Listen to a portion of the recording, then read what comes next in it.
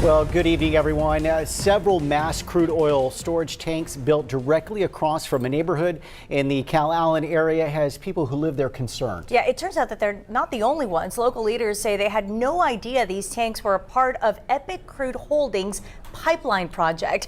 They're being built along Calicote Road between Leopard and Highway 44.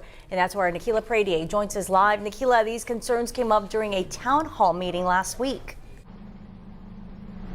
Yeah, Katia, County Commissioner Carolyn Vaughn, who represents this area, tried to assure her constituents during this meeting that the Commissioner's Court and other local entities did not know about the construction of these tanks until work had already started. And she says that Epic got it wrong by not specifically stating that they were building these tanks. So let's go back now and give you some background on this project. Epic is constructing a pipeline that will transport crude oil from West Texas through this area to the Port of Corpus Christi. Now, back in March, City Council approved an industrial district for development at this property, and supporting documents from the city mention a fractionator as part of the development, and that is not far from this site here, but there is no mention of the crude storage tanks for this site on these nearly 500 acres.